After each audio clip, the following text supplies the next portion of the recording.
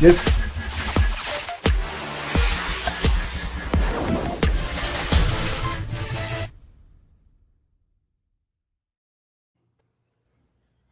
Yo, man.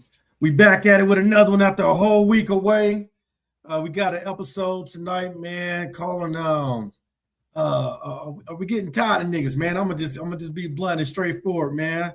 Another episode of And I'm Standing on the Podcast, man, with the usuals. Everybody know who it is, man. Shout out to that boy Real Holla up top, man. How you doing, fam? You already know. I got my hoodie on. We at war right now. You feel me? Oh shit! Really rail in this motherfucker. Last but not least, man. What's going on with you though, Reflection? I'm out here in these streets. I don't know what you niggas doing. I don't know. You niggas ducking and shit. I'm out here in front of everything. I'm front line in this motherfucker. Hey, y'all, we got that boy 80 West on here, man. Oh, there we go. He back on time, y'all. What's up with the boy 80 West, though? What's going on with it, man? What's going on with it, y'all? So, man, like I said, man, the title tonight, man, they want to know is, has reality TV created black fatigue?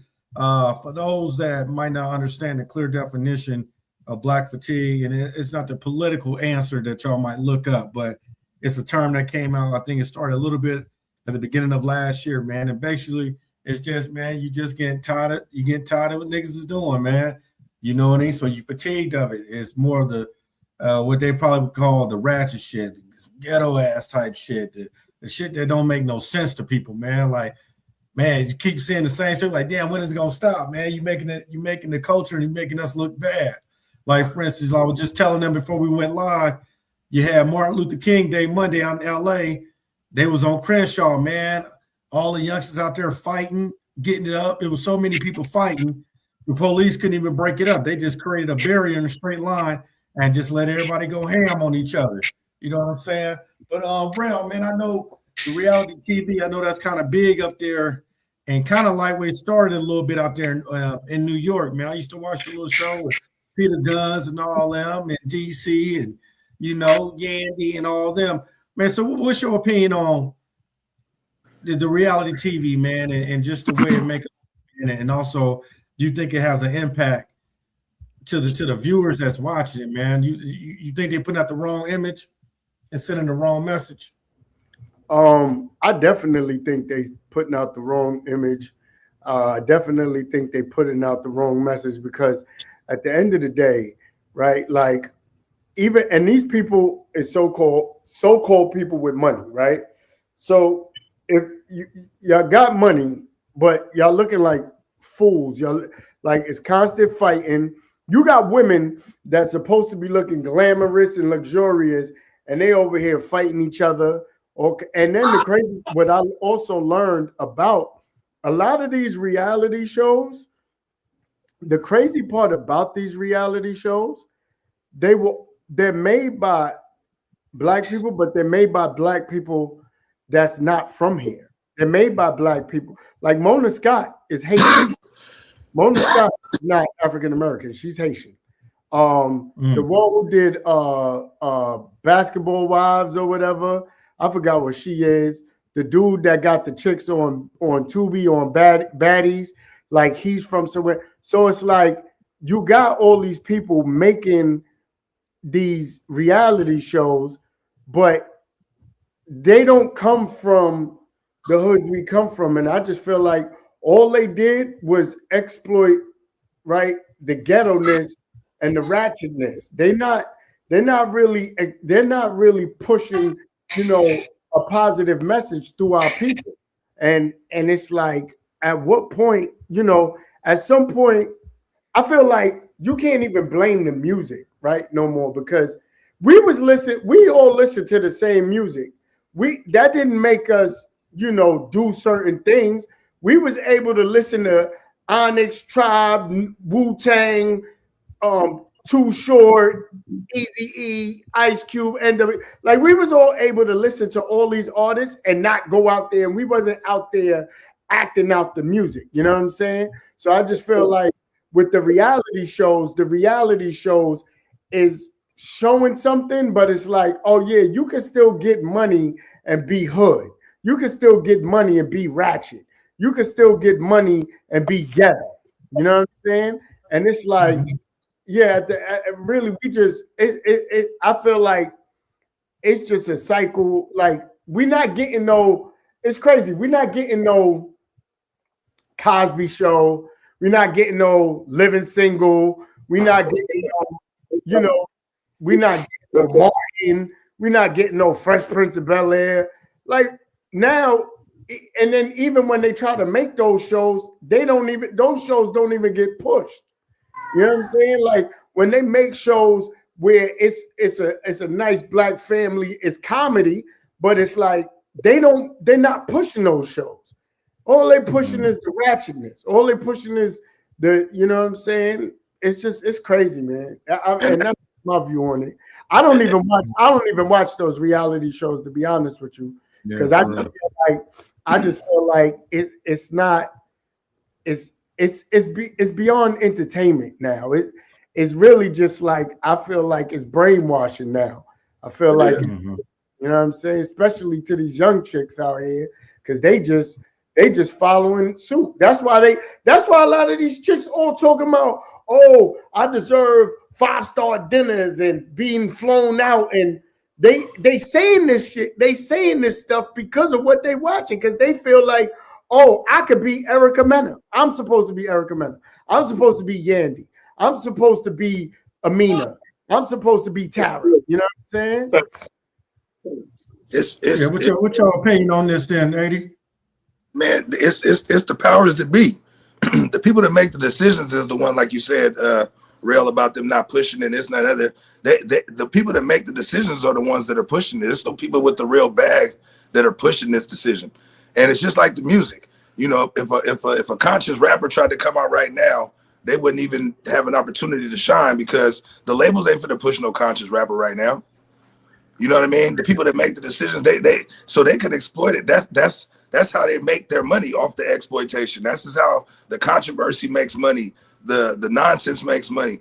Like when them shows come on, bro, I swear, it's like the furthest thing from the reality to make you. It's like when you talk about black fatigue and you see that on there, you know that they're only on there to show their ass. Like it'd be motherfuckers to be rich, got businesses going, you know, and they're only put on a show because they have a name. And there's always controversy. They've never had Atlanta Housewives or a Basketball Star Wives where somebody get into a fight or almost got into it. And so it's painting a false narrative that this is how black folks act even when they got money. You know what I mean? Even when they got money, that's how they act. I remember when the show Empire came out. Empire and Power came out around the same time. And I was telling my kids, like, this ain't reality right here. The picture that they paint is showing that black people get money and they get dysfunctional and we trying to fight and kill each other and the whole nine. And this is what they put on the mainstream. So anyone who don't have a good relationship with black people or have black friends or have black, you know, good association with black people, that's what they're going to go by.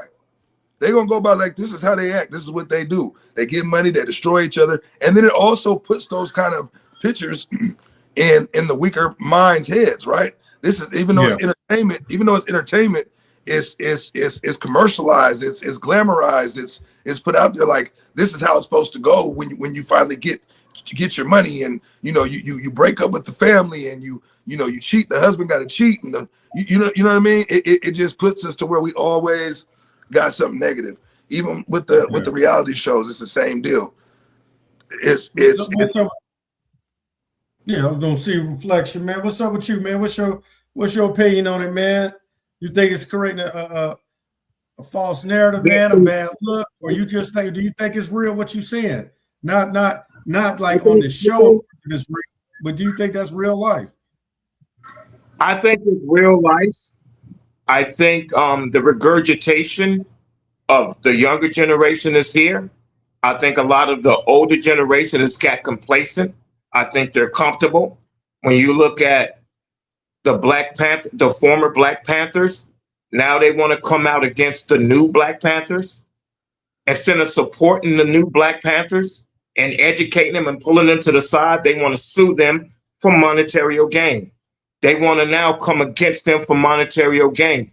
It's an insult to me to see one of the Black Panthers' niece try to sue the new Black Panthers. The audacity of this bitch to go at these niggas is out here on the streets and putting themselves on the front line. These new Black Panthers have learned the law. They've learned the logistics. They've learned how to move. So why wouldn't you want to take them under your wing and educate them? Why wouldn't you want to do that? These young people is not going to wait around for us older heads to stand forward and get it together. So these young people going to do what these young people do. And you got to add their recklessness into that. You got to add their uneducatedness into that. They just want to react. There's a reaction. For every action, there's a reaction. For as Caucasians, I think they monetized our pain. I think they monetized our struggle. They monetized everything that we're dealing with from a daily basis, financially, domestically, emotionally, and they put a dollar sign on it. And if they feel they can profit off of it, they're going to do it every time. They don't give a F about us at all. So I don't blame these young people for doing what they do. I blame how they doing it. That's my opinion. But you don't feel that the people who make these shows and the people who have them, our people, the Tyler Perrys, the 50 Cents, the Terrence Howards, the people who are making, you don't think that they have some type of obligation or responsibility to at least put something positive? I'm not saying change their whole mantra and their whole. They don't think that at any point in time that they should have some type of moral obligation to their people to show in a better light. At West, in the real world, yes. Amongst you and I, yes. We're obligated. We have a obligation to be a role model, even though my terminology of a role model was fake. But since that's what's put before us, you and I have an obligation. Us on this pedal have an obligation to be a role model to show the reckless people what not to do. But in a real world, a lot of times we don't have that platform to guide and deflect the destruction that a lot of these young people are doing. Because even Ben said how they were acting out on MLK Day. You know what I'm saying? Where was the leaders at out on the forefront in a lot of those areas? So no, I feel like it's all about the dollar. If it's not money. Have you guys ever understood the power of a gauntlet? So a lot of times, if you imprison prisoners and you put them in this cage, they have no choice but to do what you ask them to do. And what's happening is they're putting us all in this cage and they're telling us, in order for you to survive, you got to fight each other. In order for you to survive, you got to go to war with each other. You're not getting out. You have no choice, but we can give you some perks. And some of those perks is money. So everybody is playing for money. Everybody's gambling for money. It's all about money. And it's selfish. Survival of the fittest is where we're at in today's generation. If I could survive off you, I'm going to do it. And if that means me putting you under the bus, I'm doing it. And I'm not going to tell you I'm doing it. You're not going to know until it hits you in the face. So I feel everybody else out here is playing for themselves. They don't care who they got to railroad or who they got to destroy to do it. If they can make $1 off of your pain and destruction, they're going to do it. So no, to answer your question, Wes, no, they don't have. I don't feel that they're obligated. Because they're not looking at that. They're looking at $1. They're trying to get paid, man. Yeah, I believe what you're saying on that. I agree, man. I believe the people that we have in position, the Tyler Perrys, the Oprahs, because I know they be coming together a lot. What's his name? Lee Daniels and all of them. Man, it's all about bread, man. And they know who to play on to. Tyler Perry know he can put movies out. He play on church people. That's what make them watch the show. He know how to make the black woman feel invincible. He know how to play on black women. So they buy and watch his shit. And every time you play on the man, this nigga got to be the crook. He gay. It's something weird, man. The nigga got AIDS, fucking everybody. It's something he did. He put the black man down here, but put the black woman here because he know where the money gonna come from by doing that. You know what I'm saying? And that should be weird to me. Oprah Winfrey, same thing. Remember, still only certain people she would interview and who she wouldn't interview. You know, so I think when we was growing up, you know, because of course we had a couple of knuckleheads in your neighborhoods, and people always talk about gangs back then because it was a real thing with the Crips and Bloods back then in the 90s. Now everybody fighting, man. And shit, a lot of the women now, little girls, done got worse now. They quick to fight. You can't tell them nothing no more. They fighting everybody. They even trying to fight adults. They'll fight your mama now. You know what I mean? Well, the media is our biggest monster. I feel like the media is our biggest monster. And then they came up with Facebook. So Facebook is part of a media attachment because they came up with the greatest scheme. They said, okay, we're controlling the narrative media-wise. How can we put media into their hands, like into their pocket? So they pretty much gave us the power so they can capitalize. So now we're on all social media networks. So now we are the media, but we're being controlled by the monster of the media. Whatever they project and put out, that's what we're going to follow. Yeah, but you remember back in the day growing up, we used to have the excuse that, the media used to put black people out there to show all the negative shit about black people. And that kind of played with other races of people's minds of what black people are, what they're about. Right. Now that we all got control and we could put whatever we see online for everybody to see, we the one that's putting the shit out. The media ain't got to do it no more. That's what I was saying. At some point, it becomes the job of the people who are in control of making those decisions from the inside. Like we already know the mainstream people who control the mainstream, they're only going to put out selective shit. And if it's something that pertains to that they know they can monetize off of, that's what they're going to push. So like like when you compare it to music, you can tell how the shift and change so much. Like you don't hear any conscious rappers out, but they'll put out 1,000 rappers a week talking about how they killing their own kind and robbing their own kind.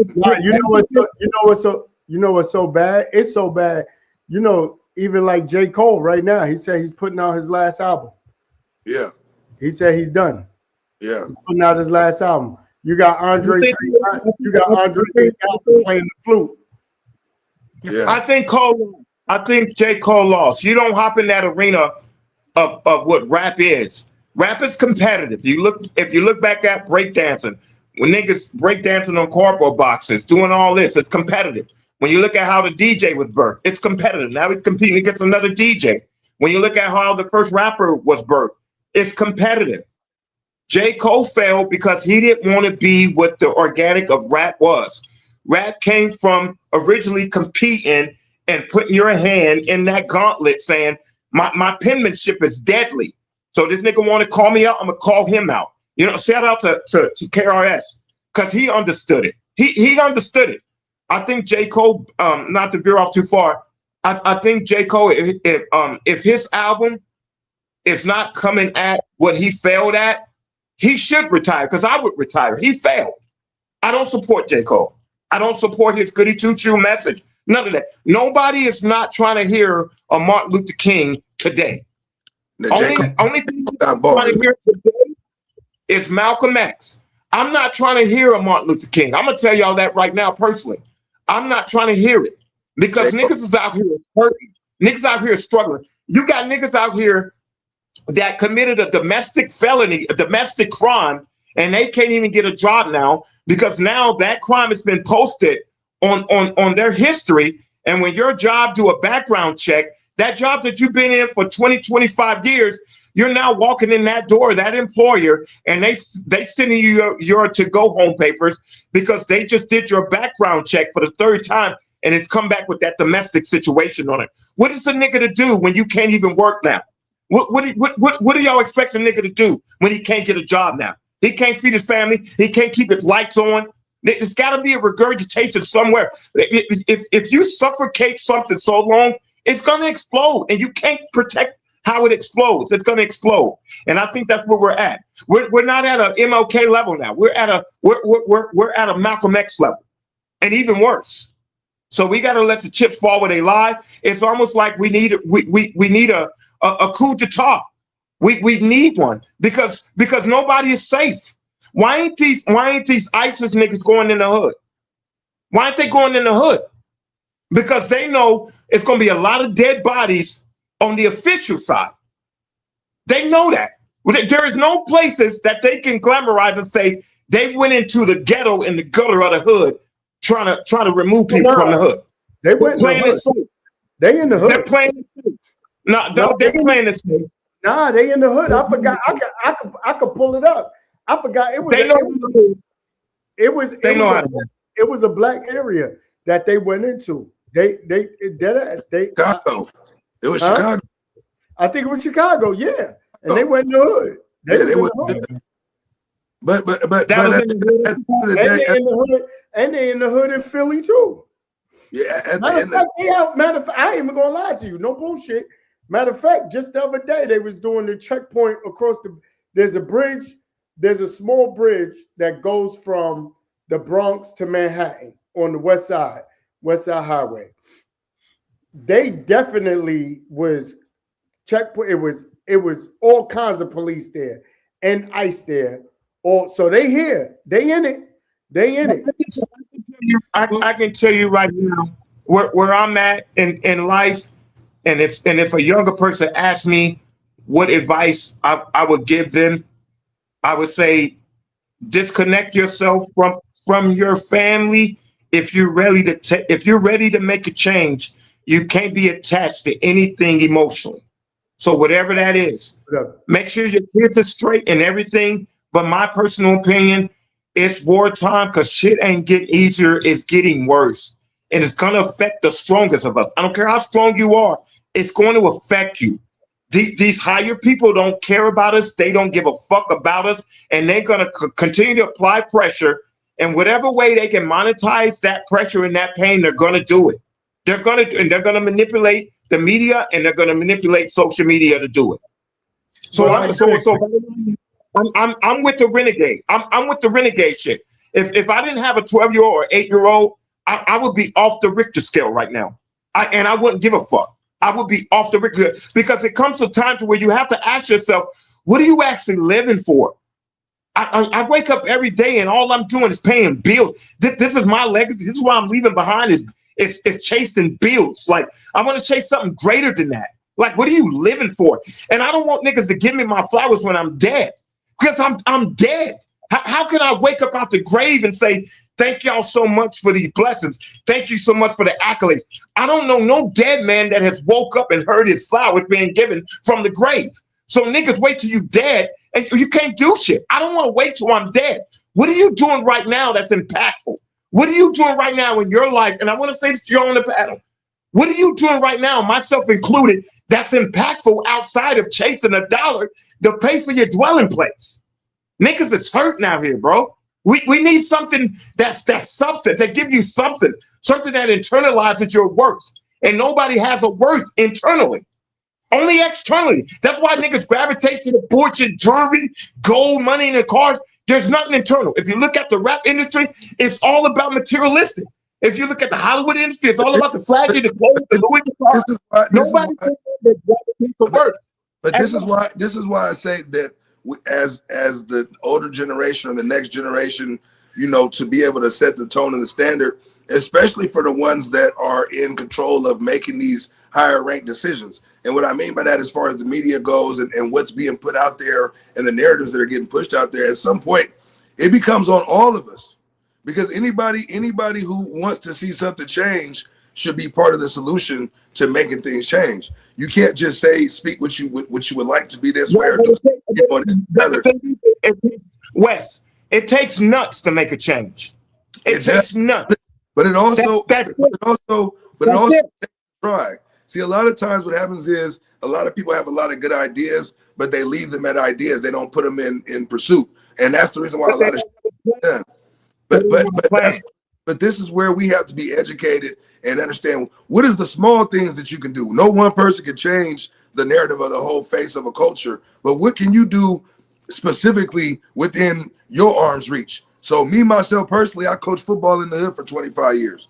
25 years I've been a football coach. It may not be the biggest thing in the world, but I spent a lot of time giving back to kids that wasn't mine and trying to redirect kids that I know needed that extra father figure or that wasn't there. So that's part of my legacy that I've done built. And I think that might even be the biggest part of my legacy is the lives that I helped be a part of, not necessarily change, but help maybe redirect and the kids that I was able to help keep off the streets and see them further their careers, as far as going to the league or, going to college, going D1, getting their education or whatever it may have been. But and I commend you for that, mad respect. But you know what dilutes? It doesn't dilute your work. So don't get me wrong when I say that. But you know what dilutes what you've invested in those kids?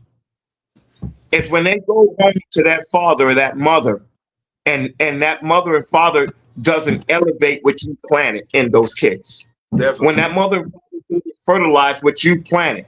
So basically, you're the boat, Wes, but there's a leak in the parents of the leak.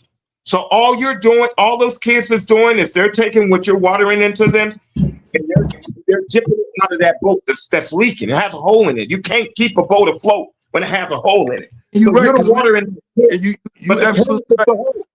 No, you absolutely right, because we only had the kids a certain amount of time during the week or whatnot. But at the end of the day, I get a lot of kids that come back when they 25, 28, 30 years old and be like, Coach, you know what I'm saying? I'm glad you was a part of my life. So even if you can reach the ones that you can reach, like I said, everybody's not reachable. I done lost a lot of kids that I coached. I done went to funerals of the kids that I done coached. I done had kids, be at the crib one year and the next year they're in prison, doing 25 and 35 years or whatnot. So my involvement with the street was bigger than just being X's and O's as a coach. It was a lot of kids I took under my wing, a lot of kids I mentored, a lot of kids I helped get tutored for, kids I helped do resumes and get jobs and things like that. It went outside of football as well too. But we have to hold ourselves accountable. We can't just look at everything and say, oh, it's fucked up. And if this was like this was like that. What can we do with this in arm's reach? Like I said, if I would have been, a 1%er or whatever the deal is, it would be a whole lot more, contribution wise financially that I would do. Because I always say, okay, boom, you hit the lotto for that 60 mil. What type of charities are you going to give to? What type of kickbacks are you going to give to? Are you going to just be selfish? That's how you miss your blessings. And I feel like my blessings that came from 25 years of blood, sweat, and tears putting into the community as a whole. Sometimes we got to look at that. Like, what is your contribution to the bullshit? Because if everybody did something small, a lot of this shit wouldn't be the way it is. But a lot of people say, hey, my problem, my kids is good. Hey, my problem, I don't live over there. Hey, my problem, I moved. I'm no longer part of that community. Hey, my problem, that wasn't my child that got killed out there. Do you understand what I'm saying? Instead of putting something to it. So, I mean, I will go down saying that even the people that are in a way higher tax bracket than us, people who can really make some things shake. And I'm not saying they don't get at charities and things of that nature, but they have a higher impact of changing what's being visualized and what we're listening to, and they're rescinding. They're doing what's going to keep making the money. So as long as it keeps making the money, we're going to keep seeing the fuckery. We're going to keep seeing the foolery. We're going to keep being black fatigued. Half them shows and shit come on, we be looking at like some of that shit is starting to look fake. If it ain't already fake, it looks fake. But no, it is all fake, because a lot of the sad part about it is fake, and a lot of the shit is staged. Yeah. And that's the truth. It don't, a lot of it do, like, and I know this for a fact, and I'm not going to name names, but I have family members on the show, on Love and Hip Hop. I know a whole scene. I know the whole. My people told me how the whole thing was staged. Yeah. So it is staged. But the problem is that the real problem is that it's like, I use this analogy. Imagine you one man trying to stop a flood coming in from the ocean. Yeah. You trying to build a dam by yourself from a flood coming in from the ocean. You can't do it. You're going to get, the water's going to overrun you. You know what I'm saying? And that's what's happening. The problem is that it's like, even one person trying to do something here and one person trying to do something here and one person trying to do something there. That's the problem, is that it's too many and then it's the one people that it's like, Colin Kaepernick, if every football player, every black football player got on that knee with Colin Kaepernick if all of them, every black football player, Colin Kaepernick would still be playing football today. Real But shit. why? He was one man. He was one man only, and you had, out of all those football players, you had maybe a couple here and there on each team. But you know why? You know why they didn't. Well, and I love that point. You on point tonight. I think you've been doing your homework. Good job, buddy. Good job. But you know why they do that? Like he was a new hire and shit, nigga. Yeah, like he gave niggas some homework to do or something, nigga. Hey, you gotta know where you at, because I would son you. I'd be like, good job, buddy. Hey, but you know why a lot of those players didn't do that? Because it goes back to what I reverted to earlier. It's finances. They're now living a lifestyle that they have to maintain and keep up with. And I'm pretty sure a lot of those other black players and even white players wanted to partner with Kaepernick with that moment. But in their mind, they realize, what do I stand the gain and what do I stand to lose with this situation?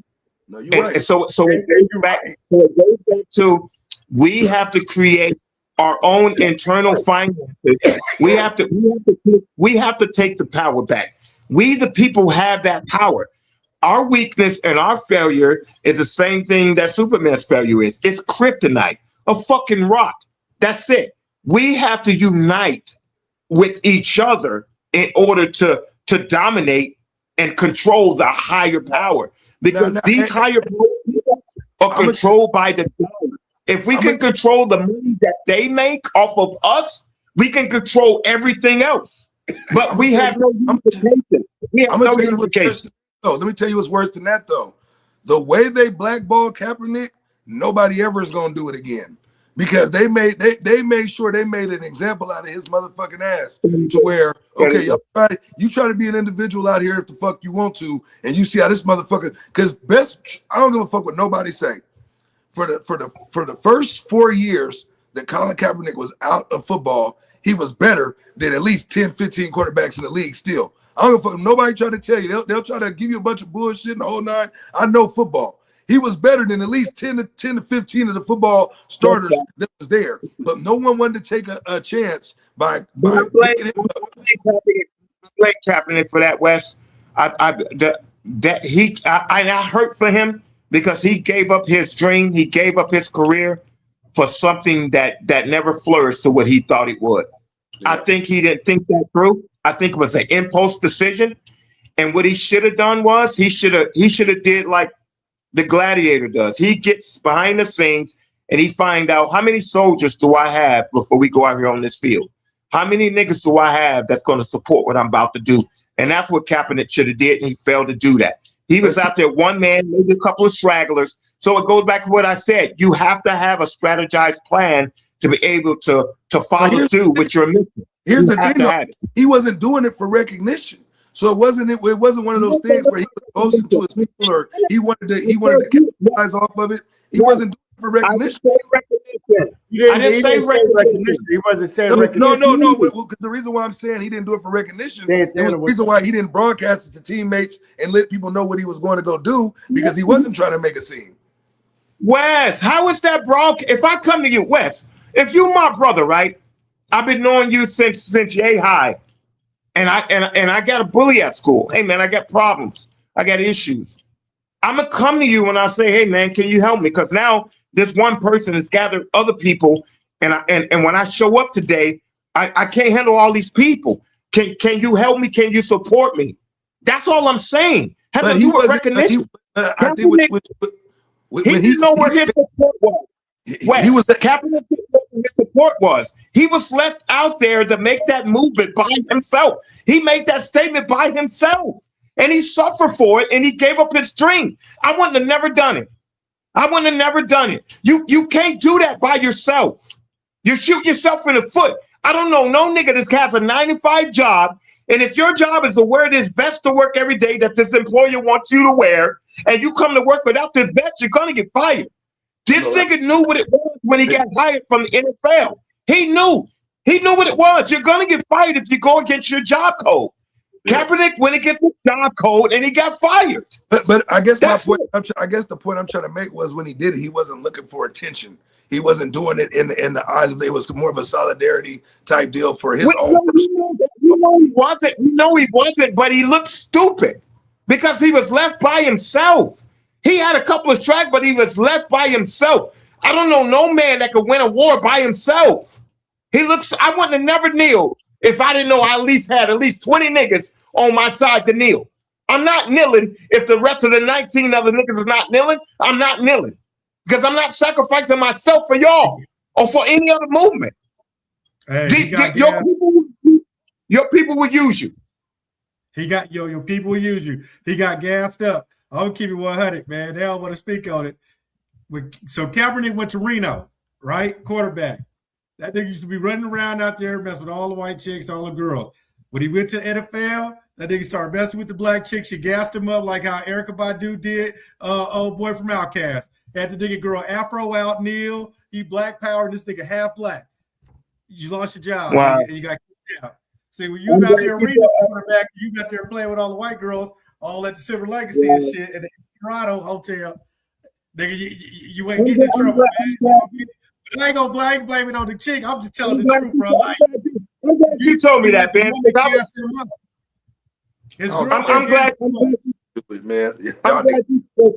I'm glad you spoke on it, Vince, because I was worried about how my opinion was and my assessment was of what he did, because I wanted to support him, and you know what I'm saying. And I understood what he did, but he did it wrong. He did it wrong.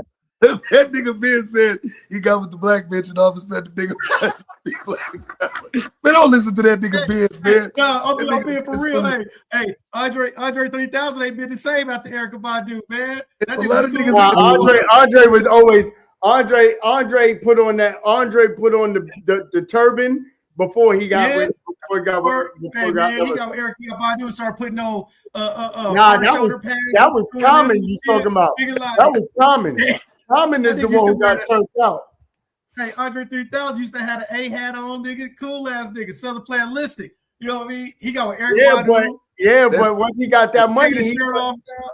But you think about it, him, CeeLo Green, all them niggas, once they got that bread, they show who they really was. But as far as this whole thing is like, at the end of the day, what the problem is, and I get what you're saying, Reflection, and I get what you're saying, 80, but like really the biggest problem is that it's strength in numbers. It's strength in numbers. If every black football player just said fuck this shit, if they all said, if it was 80% of the black men in football and 20% didn't do it, the whole NFL would change.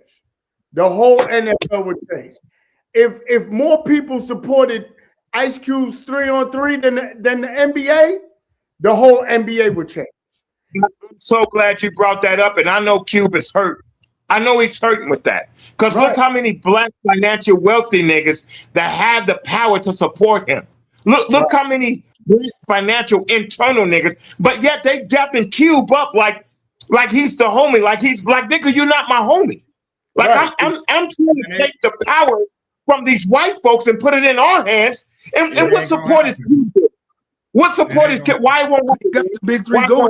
Big three is still going, right? No, it's still going right now, but he doesn't get no because of the NBA. They don't get no. He don't get national TV. Yeah, he do. It don't get pushed like that. Like if the big three got pushed like the NBA. Oh well, the big three. We talk about the difference between millions and billions. But it goes back to what Reflection is saying. But 80, it goes back to what Reflection is saying. If you got the nigga sitting there dapping you up, this nigga, listen, if this nigga got 80 million, this nigga got 100 million, this nigga, they could all be funding that big three and pushing that shit to be on national TV. LeBron, Goofy James, We agree with it. Michael It just ain't Jordan. gonna happen. You know, No, I agree. I'm not saying this.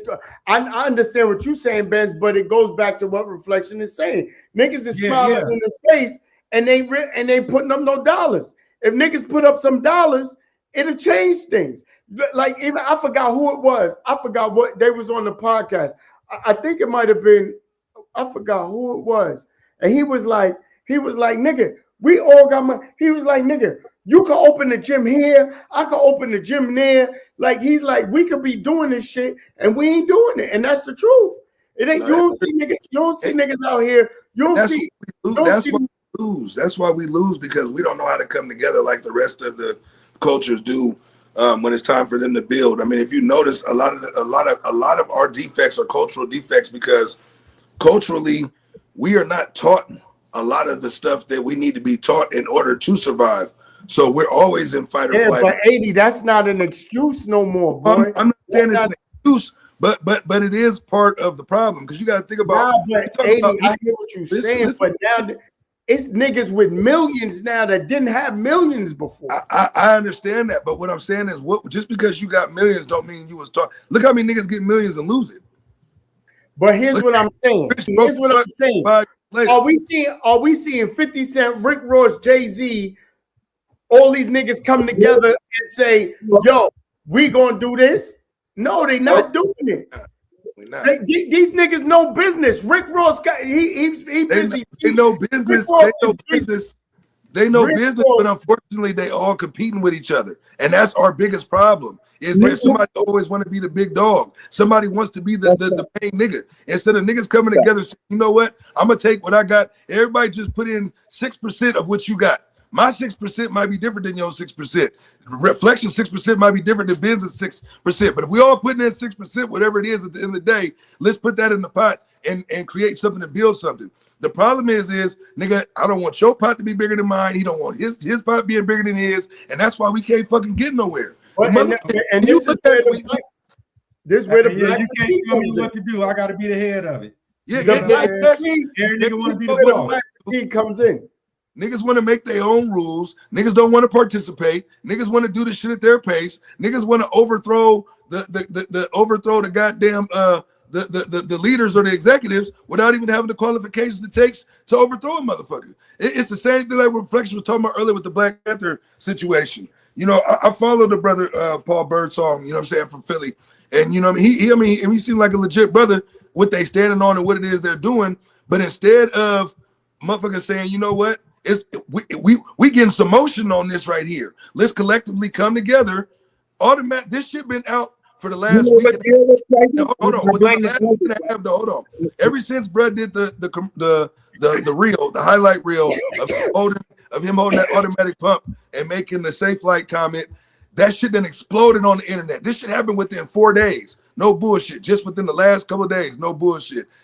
In that short amount of time, what they was able to do was create conflict within the black community between the original Panther Party and the people who are supposed to be founded by the Black Panther Party. And immediately, the first thing we did was make it about a side. Instead of the powers that be saying, you know what?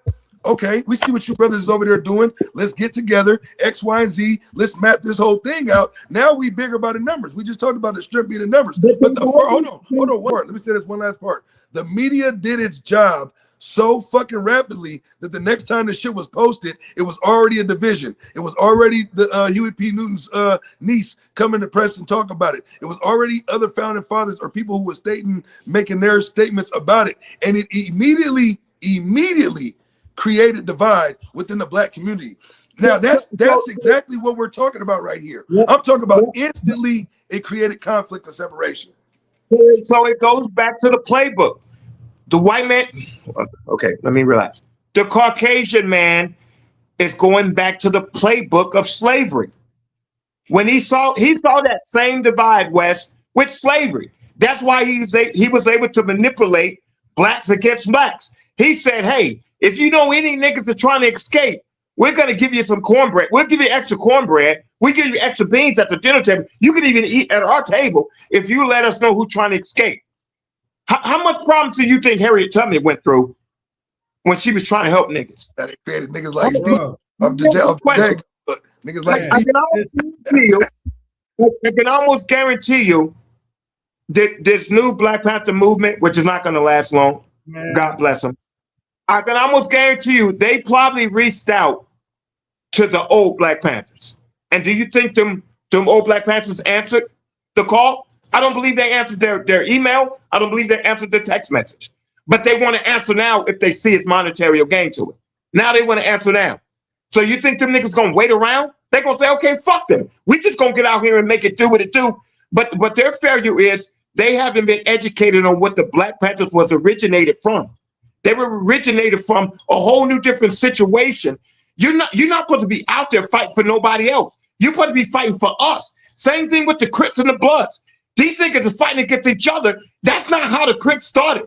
They were supposed to be fighting to protect us. How you protecting us, protecting and fighting for somebody else? You're not. These niggas is out here fighting and protecting somebody else that has nothing to do with black. You supposed to be fighting for the black. I think in the bylaws it said protect any person that was oppressed, no matter what color they was. But go ahead.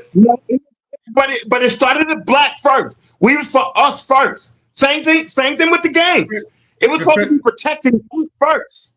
From there, it did start. It was a movement after the Black Panther Party started in the Bay. Yeah. Then the Crips and Bloods started out, and in LA, you are right about that. To protect black neighborhoods, same thing. You know, it was the same thing. But it was all about us. It was all about black. If you want, we don't give a fuck because everybody love every other race but us. If you walk in a Walmart, you feel targeted. If you walk in a Walgreens, you feel targeted. And God help you if you walk inside a Louis Vuitton. I guarantee you, Wes or Benz, Rail, walk inside a Louis Vuitton the way you normally dress. I guarantee you're not going to feel comfortable. You're going to feel comfortable because you're a man, nigga. I don't give a fuck. But you're going to know this. Yeah. I guarantee you. But that's what we face. But I think you know what it is now, though. But you know what I think, like especially like a place like New York, right? The thing about a place like New York, where it's like neighborhoods in New York now are so mixed up. It's Latin, it's black, it's everything, right? Like you go to the Bronx, Queens, Brooklyn, it's all mixed up. You know what I'm saying? The hood ain't just us no more. You know what I mean? It's everybody in the hood now. You know what I'm saying? Yeah. And that's where I think like what they do in Philly. I think niggas are in Philly is that it's just that everybody's, because if nowadays in the hood, if you poor, you poor. We all in the same hood. You know what I'm saying? It ain't really, I mean, it used to be a time. It used to be a time like, and I remember this because, and I actually experienced it because I'm like, wow. Like when I was in New York, Puerto Ricans and Dominicans, right? When I went to Cali, Mexicans. And I was like, where's the Puerto Ricans at? Where's the Dominicans at? They wasn't out there. You know what I'm saying? In Florida, that's where the Cubans were at, right? So I think what happened is as things progressed in the world, everybody started migrating all over the place. Now, hood could consist of black, white, Latin, everything all in one. You know what I'm saying? So that's where I think that because that's the same for me. I have Latin godchildren. I have people, you know what I'm saying? I have peoples that, you know, their parents is Puerto Rican, Dominican, whatever. I got kids calling me Theo. You know what I'm saying? My people's kids call me Theo. So, I mean, for me, I could see where I understand what you're saying, but I feel like now we're in a time where the hood is more diverse than it used to be.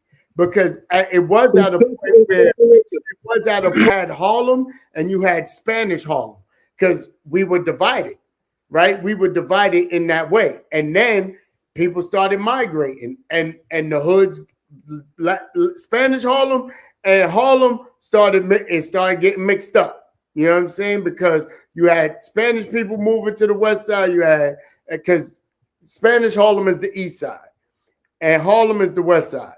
And you had people going from Spanish Harlem moving into Harlem. You had people from Harlem moving to the east side. And also because Harlem started becoming more expensive. So black people started moving to the east side because it was cheaper. You know what I'm saying? To move on the east side. So I think they're all mixed up now. And that's why I think they're just like, they're defending anybody. Because if it was me, at the end of the day, I'm defending because I had like, that would be like, if I see somebody trying to snatch one of my god kids, right, or one of my peoples, I'm not going to defend them. I'm going to defend them. That's my people. You know what I'm saying? If you're not black, I'm not defending you. Well, that's me. I got people. If you're not black, I'm not defending you. If you're not black, I'm not defending you at all. At all. We have to go back to it. Ben, let me finish. We have to go back to what the reality is.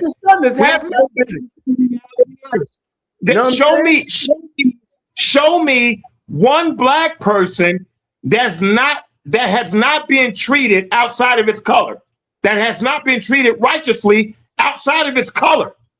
We the only existence of human beings that's judged by our color first. When we go apply for a job, when we go out and holler at this white girl for a date, when we go out and hang out at the park, and we might sit next to a young white girl. We're the only race that's judged by our color. No other race. I guarantee you, Rail, if you go to the park, let's say you're tired, you finished jogging, right?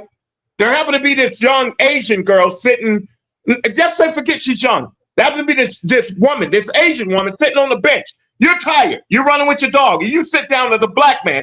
I guarantee you that Asian woman's gonna be compelled to get the fuck up and leave. I guarantee you. She's gonna feel uncomfortable. Go to the gym and get on that treadmill next to a white woman. She's gonna be bothered. She's gonna be compelled to leave. We're the only race that's judged by our color. Why? For what? For what? I think that well, one, I think Big Meech was wrong. How we did Big Meech was wrong. Look at what that nigga did for us in the community. Look how much money he filtered into the community. And look what we did to him when he came out. There was no major support for Big Head when he brought off your family. What is a family to you? There was no family that we gave to him. But everything that he put where he went in was family. All that money. It wasn't until he got to that level and he posted Big Meech on a highway sign. The white folks didn't like it and they came after him and we let him destroy him. And then when he come out, we made him a mock. He didn't let the nigga do nothing with the drug dealer. Nigga do that. Like, shit, yeah, what the hell are you talking about? What niggas got killed. Niggas got killed. Niggas got so dope, nigga. That nigga hero backwards. Okay, so why are we rapping about John Gotti? Why are we glorifying John Gotti then? Huh? Why are we glorifying Scarface? You niggas are wrong. They did Big Meech too. Oh, Scarface is a movie. Y'all glorify every other race when they're wrong but us. Y'all always judging us, but you don't judge no other race. But you're gonna put them shits in your rap. So the mafia can kill. I think I'm Big Meech. And they're not judged. Right. They done all made plenty of songs about Big Meech, man. They made plenty of songs about Big Meech. What the hell are you talking about? They make songs about Big Meech. They make songs about Larry Hoover. What's the Larry Hoover? Frank Lucas. They make songs about all these niggas. That nigga don't listen to Tupac. That's why he don't know. No. But I know what he's saying though, because we do glorify shit that we couldn't even be a part of. And a lot of times you hear black people talking about the mob this and rolling like the mob. Nigga, mob didn't even like black people. So I know I feel a reflection. Hey, that's them niggas. Hey, 80, that's them niggas in New York where Rail at. I swear New York, I always wanted to ask New York niggas this. Why New York niggas always trying to use other races' names and shit? Capo and the Gotti shit. Like, it only be New York niggas that do that shit. But why is that? I can't say it's only been New York niggas. That's their culture. That's pretty much where the mob originated, and that was their Yeah, playing New ground. York That was and Chicago. New York and Chicago was the main two places. Yeah, that culture. But my thing is, if you do the history on BMS, they filter a lot of money into the black community, like Frank Lucas and everybody. But look how we tear down people within our own culture, but we glorify a lot of people that's not of our color, that's not of our race. But we have a problem with it too. So we're trying to warn amongst ourselves. How you go? If you guys are my brother, right? All you guys on the panel, if y'all my brother, but we have internal problems, I'll be damned if I go out here and fake and try to be a role model for another black man if I haven't got my situation straight with y'all. It's goofy to me for anybody that don't have their house straight. That's the same thing with a relationship. You out here faking the funk for other people. You giving other people relationship advice, and you going back. As soon as you walk in your door, you're hitting your female. You're hitting your woman, and she's cheating on you and whatever. You have in your own home, but you going out here trying to fake the funk and trying to fix it. Look how corny Will Smith look. Look how corny Jada Pinkett Smith look. And I admire Will Smith. That nigga looks corny right now. These are our people. So we got to start calling out these people that's on this higher plateau, because they don't see us, but we see them because they're at a higher level. So we got to start picking these niggas off at the highest level before we can deal with the niggas at the low level. We're at the low totem pole. It's this nigga at the top that's fucking up. That's why I asked you from the beginning, Reflection. Don't you feel those people like the Will Smiths and the people you just named have some type of moral fucking responsibility? I mean, they have to be held at some point. At some point, hold on. Whether it's by default or just by the understanding, after a certain amount of money is made, you're put in position to kind of do shit your way. That's the common goal that everyone is looking for, that financial freedom. So with that financial freedom comes a responsibility. Just like we always talk about. If you hit right now for $37 million, you mean to tell me you're not gonna give nothing back to no charity, no nothing? I feel you got an obligation, because if you don't, you're gonna lose it faster than you got it. I guarantee you that. I guarantee you that. I'm gonna do it because I never needed a lot. I understood what I needed and what I wanted. That niggas don't understand. That's two different things. Yeah. There's a want and there's a need. Niggas is being raised off what they need, and that changes the narrative of how they move. I don't need a polygamy relationship. I don't need billions of dollars in the bank for what? I can walk out my door and get popped today. So there's a difference between raising your child with the understanding of what do you need and what do you want. When my kids ask me for school supplies, I say, do you need that or do you want that? And then because I don't have the money to give it to them, but I'm trying to give them the educated understanding of, if you just want this because you saw your other classmate with it, I'm not buying it. If you need it for schoolwork, I'm going to buy it. There's a need and there's a want. Niggas need to understand that. Oprah Winfrey didn't have a need. She had a want. So what is you expecting other black people to follow her lead when she didn't give them the blueprint and the understanding of a need and a want? She wanted money once she reached that level. She wanted money. But I wanted to respond to what you were saying about how, and maybe because my experience is different of growing up in New York, but I have, like one of my god kids is Honduran. I feel like what you got to understand here in New York, blacks and Latins blacks or Latins, you walked into certain places, they got looked at the same way black people got looked at, because in New York, if you came from the hood, we probably the Puerto Ricans, Dominicans, we all dress in the same way, right? Unless they were light, real light, like white Latins, where they almost, that was the only ones that maybe didn't get judged when they walk in the store or could get a cab, because the rest of the Latins in New York got treated the same way the blacks got treated in New York. You know what I'm saying? If you was black or Latin in New York, we all got treated. That's why. But listen, and this is, I'm telling you off of my experience in New York. I can't speak for the rest of the United States. I'm just telling you. So And then I want to say too, I feel like since 9/11, the Middle Eastern community also got looked at a certain way. Like everybody gets looked at, and I don't know, and maybe that's just here in New York, but I could tell you, anybody that wasn't white that walked into certain places, we all got looked at the same way. And this is what I'm telling you, and I'm telling you experience of having Latin people very close to me that I've seen them get the same response that I got. I seen them get the same energy I got. And I'm talking about here in the New York area. If you grew up uptown and you went downtown somewhere and the place was, and it was a white establishment or bougie white establishment, and you walked in there, if you was not white, I don't care. The only race that probably get away with some shit like that was Asian. But outside of that, every other race was getting looked at the same. I believe that to a certain degree, but we're at the bottom of the totem pole, bro. And once we understand that truth, that's a truth. That's not an assumption. That's not a idea. That's a fact. We're at the bottom of the totem pole as Black people. And we say it so much, it's been diluted, but it exists. Look how many Black people was on that balcony with MLK.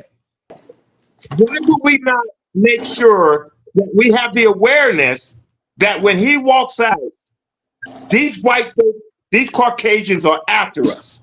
Where is the protection from within? Internal protection. Same thing with Malcolm X. His internal failure, his failure was internal. It wasn't external. It was internal. Internal from the prophet, from his leader. His leader failed him, and that's what shifted Malcolm X when his leader failed him, right? Because he found his leader in some sexual immorality. If I look to you, Rel, as my leader, as my preacher, I go to church, I go to your church, and I'm looking to you as my leader, and I find out you're in some sexual immorality, it's going to affect me. Now, my fault is I shouldn't have looked to you that strong, but your fault is you shouldn't have allowed what you did to exist in my life. So your existence as a leader should be flawless as fuck.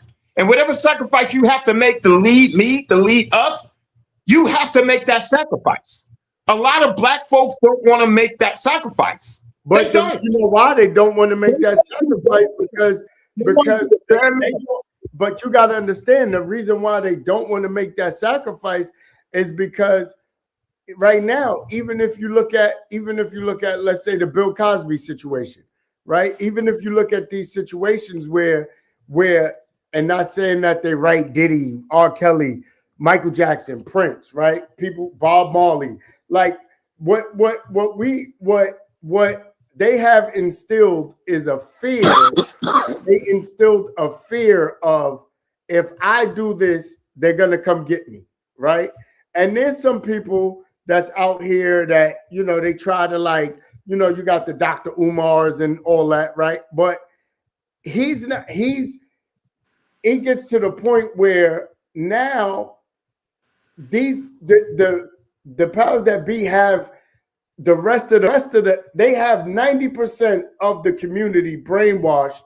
They have 90% of the community brainwashed into this like hood mentality, into the hood bullshit, into the Black fatigue. They have them brainwashed into that Black fatigue to the point where it's like, if you come out right now, Reflection, and you say power to the people and this, that, and the third, they just like we said, right? The original Black Panthers is coming after the new Black Panthers, this, that, and the third.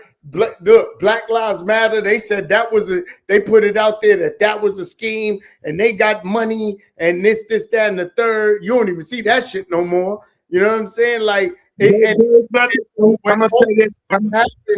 And this is what I heard this girl say this one time, and she made a valid point.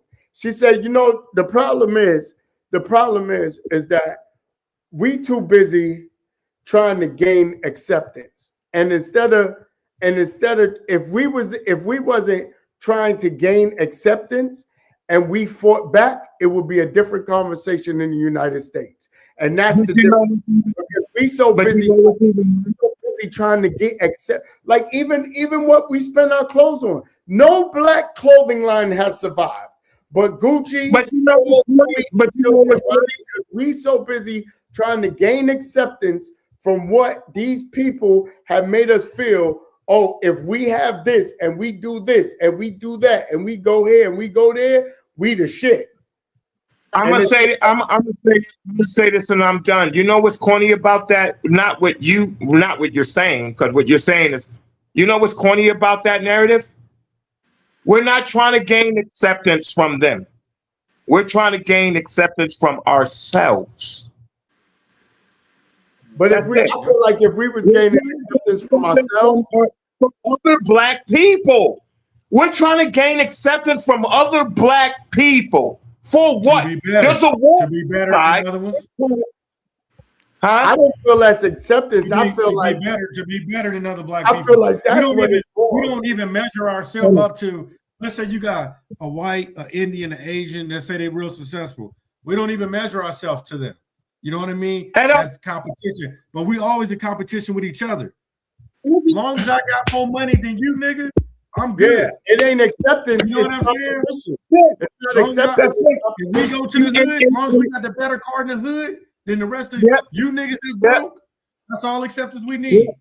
You know what I'm saying? And then we seek to emasculate our brother, like by taking his phone, by fucking his wife, by taking whatever he's in love with.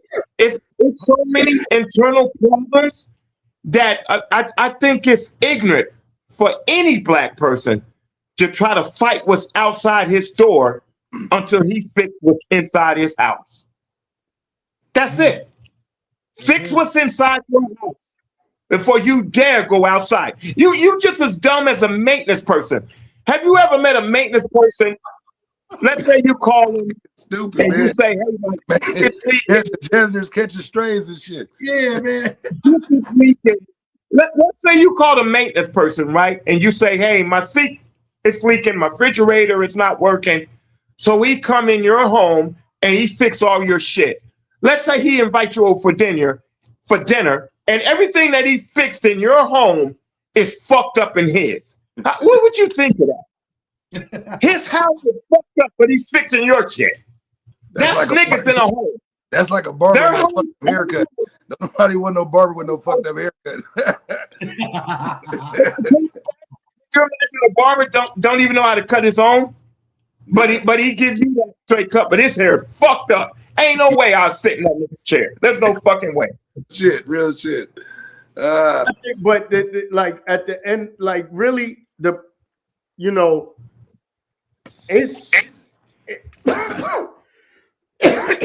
I think the other thing too is that we do have to stop putting celebrities, like, it's good for them to use their platform for things because, right, of course, because people are listening to them.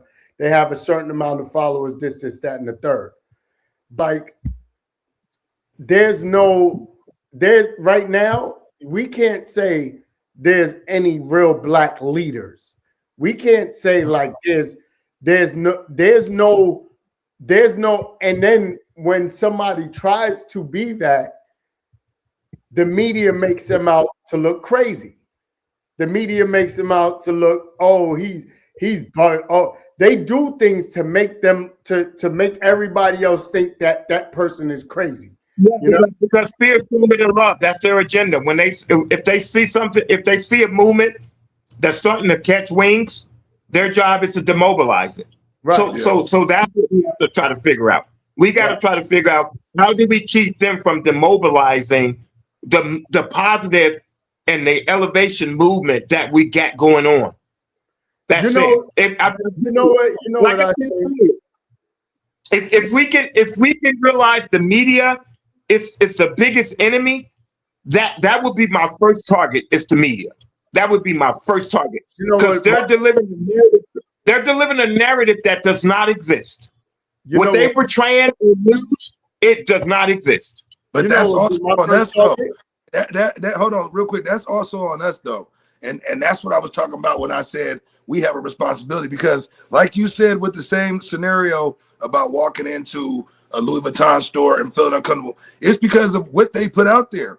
You see young black mobs 50 deep running up in the purse store in Bloomingdale's or whatever, or in Macy's or whatnot, or they going into the Gucci store, the Louis store. That's what they're publicizing. So the first thing that the people think when they see groups of young black males or young black groups coming in somewhere, they thinking they finna get robbed, because that's what's being pushed out there. But They're only doing it because they're only doing it. That can't get pushed. We stop doing the bullshit though. Yes, they're only doing the bullshit for the most part. I'm not justifying all the garbage. I don't justify looting and none of that. For the most part, they're only doing that bullshit because they've suffocated us financially so much. What else are we gonna do? I'm not gonna sit there and if I'm hungry, I'm not gonna keep asking you for food. I'm not gonna keep asking you. We ask you. It's the difference between asking. It's the difference between asking for food and running up in the goddamn Louis Vuitton store. Right. You know, we gotta hold on. Listen, they ain't running up in the Gap. They ain't running up in Zara. They ain't running up in H&M. Don't close the corner. I'm in 2020. But what I'm saying is, it's not about it being corny. If you need clothes, if that's what, like you saying, you need food. If you're going to steal food, you're not worried. You're not worried about what. You're not going to a 5-star restaurant to steal food. You just want to steal food. You're hungry. Now it's no longer about I need clothes. Yes, I need clothes, but I need clothes that's going to hurt your pockets. I need clothes that's going to hurt you. That's it. In 2026, I'm not asking for shit. If it wasn't for my kids, you guys would have been caught me on the news. Already caught me on the news. I'm not asking for shit in 2026. But everything we want is time to take it. It's time to take it. Look what you just said, though. They're not looting or running up in Gap or Old Navy because those clothes aren't going to get the validation that they're trying to receive. Right. It's more about validation from each other. So, okay, well, let me go hit this lick then on the Gucci store. Let me go hit this lick on the gallery at the gallery or whatnot, because they know whatever they come back for with that is going to give them a certain status that we use as validation for people. No, it's not status. It's just fuck them. That's what that is. Nah, that's all that is. Nah, I think it's more about. Listen, I don't care what it is. My need and my want is out the window. It's all about fucking you. Fuck you. That's why whenever the looting starts, they don't give a fuck. A lot of niggas is looting stores. They can't even use a lot of shit they're stealing. It's just all about fuck them. That's all. I don't think it's about. I agree with you, Eddie. They don't even want to be involved, but they're influenced by the masses, so they running in that same broken-in store, just grabbing shit. If we didn't make such a big deal about the shit, like you said, glorifying Louis and Gucci and all that, they wouldn't steal. They wouldn't be running up in that motherfucker to go get that shit. They wouldn't. If we said Gap was the hottest shit, they gonna steal Gap. If we said Primark is the hottest shit, they going to. If we said Zara is the hottest shit, they going to Zara. They're only stealing that shit because we glorify the bullshit. If it was just about looting to put clothes on your back, it wouldn't matter. It'd be a Walmart. We go for the highest target. The Gap and all the other shit. Because we're glorifying that. Because we're glorifying the bullshit. We're glorifying the Louis. That's why it's the vengeance. If I'm mad at you, I want to catch vengeance, and I want to hit you at your highest level. I don't want to hit you at that. But listen, reflection. Let's be real. These YNs ain't got. They don't have the code that we have. So it's not for these kids. It ain't about fuck them. It ain't niggas our age going in there stealing this shit. It's little young niggas that believe, oh, Gucci's the hottest shit. I'm going to steal Gucci. So that way, now I got Gucci, and now I'm gonna go to the party with this Gucci on, and I'm gonna look hot. It goes back to the dollar sign. They feel like the greater the price. It's not about. You're making it sound like they're doing it for some revolutionary type shit, but they're not. No, they're doing it because we glorify it. They're doing it for whoever has the highest target. If you have the highest level that I need to reach, that's the level I'm shooting for. So I'm gonna pass your store because you're not at that highest level. No, because and that's what I'm glorifying it. It's not a level. It's because we're glorifying. We're glorifying these labels. Because it's a level that we put it at, though. Yeah, we Yeah. glorify that shit. So that's what it is. It has nothing to do. They're not on no revolutionary shit. These kids just want to. They first of all, they don't want to work for shit. They don't want to work for shit. They want to steal the shit, and then they want to brag. Especially these little niggas. They probably that was us in the store. These niggas talk. Yo, listen. Half the drill rappers. Every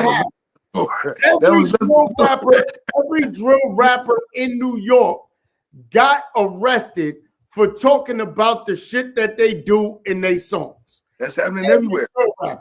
Because they bragging. Oh, yeah, that was me. I put this thing on his back, smoked the crack. Huh? They clap. But it goes back to what I said. They set us up. The media gave us the power of the media because they knew what they was going to profit off of. You know how many police officers, how many marshals, and how many CIA agents are on these social media sites? Yeah, they on the internet, period. They gave us those sites. They watching us them. This right now. They're the mole. They're the mole. I know you guys know what a mole is. It's somebody internal. They knew when they gave us the power of media, social media, they knew we was going to make their job a lot easier. Let me tell you something. I'm going to tell you something right now. And I'm going to use Reflection because he'll probably be the one to do it. If Reflection say some wild shit on here tomorrow, it's today, and he say the right shit, somehow, some way, what Reflection say will be fucking viral tomorrow, and we'll be like, how the fuck did that go viral? And we'll be sitting here like, how the fuck did that go viral? Because we know just about everybody that comes in the chat, right? Just about right now, everybody comes in the chat. If he said something, or Benz makes a certain clip, we're gonna be like, how the fuck did this clip go viral? No, and it'll be because, oh, these niggas is moving. We gotta shut this shit down. What they talking about? Because I promise you, what we talking about right now, somebody's listening. What we talking about, somebody's listening. What we talking about chicks or some relationship shit or something that ain't got to do with the powers that be, they got no mind. You know what I'm saying? But I guarantee you, there's some flag words that we probably said tonight that probably got them. Hold on, what are they talking about? Let's see what they talking about. Let's see the power they have. Let's see how they move it. Let's see we got to go to the Instagram. There's a gift and a curse. There's a gift and a curse to Screaming Wolf. Because I know pretty sure y'all heard about the scenario where the boy that cried wolf. And then when he finally cried it for real, nobody listened because he was always crying it. The gift to that is the attention he's brought to himself.